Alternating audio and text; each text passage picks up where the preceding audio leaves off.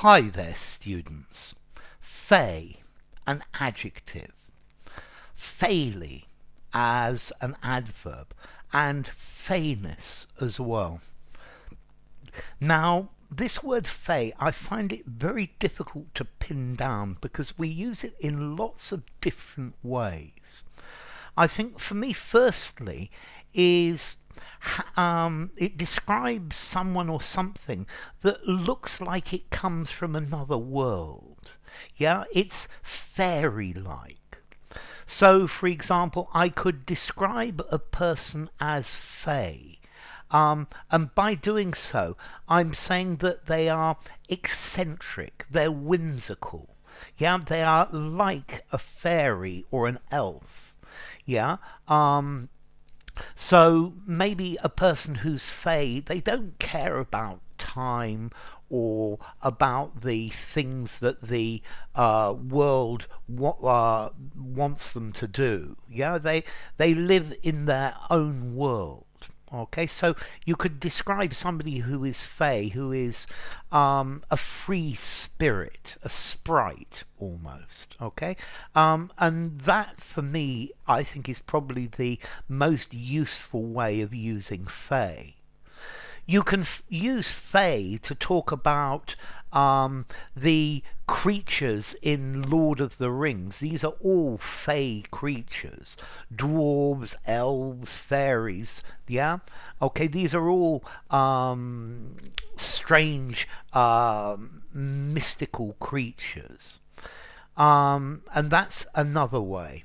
Okay, the word fey, very often we use it with this idea of mysterious and strange, but often we use it to mean that somebody is trying to look like that. They're doing this for an effect. Yeah, they're doing this to make people notice them. So then affectedly mysterious, affectedly strange. Yeah. So he was trying to give everybody this appearance of being fey, but he knew exactly what he was doing. Okay, so fey. Now we've got somebody who is whimsical, who doesn't care about the world. We've got something that is from the other world, from the other side.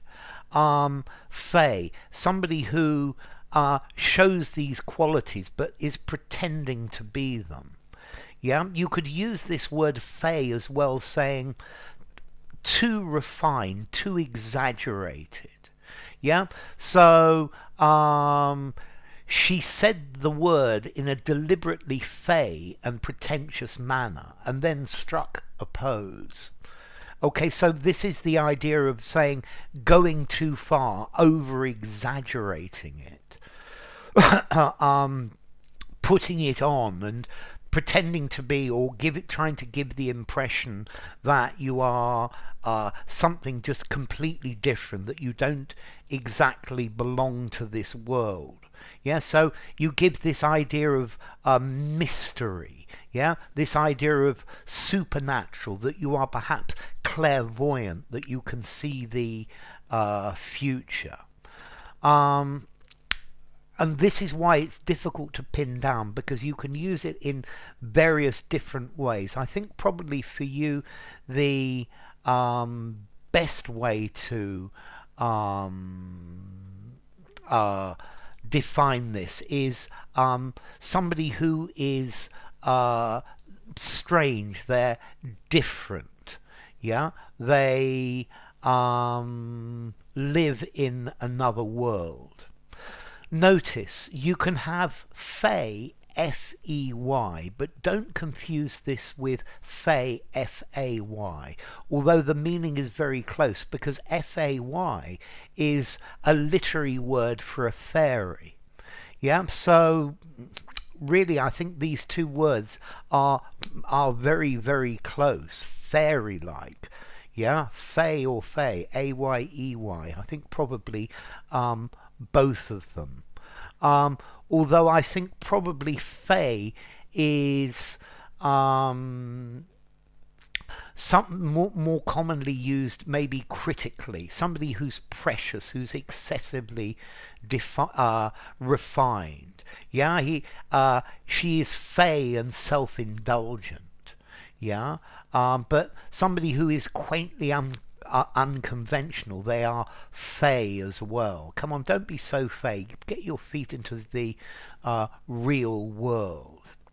Let's see, the old meaning of this word fey came from I think it came from Scottish, and it means that somebody who is doomed to die, somebody who is going to die soon. They are doomed to death. Although I don't think that we really use it like this anymore. And people used to think that when somebody was fated for death, then they would go into like a special state or a special spell.